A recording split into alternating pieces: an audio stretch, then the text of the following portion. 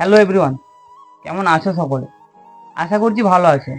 প্রথমত, এরকম face video আমরা সচরাচর করি না, আর তোমরা দেখতেও পাওনি। তো আজ এরকম ভিডিও করার কারণটা তোমাদের সামনে আমরা তুলে ধরছি। তো তোমাদেরকে কারণটা বলি।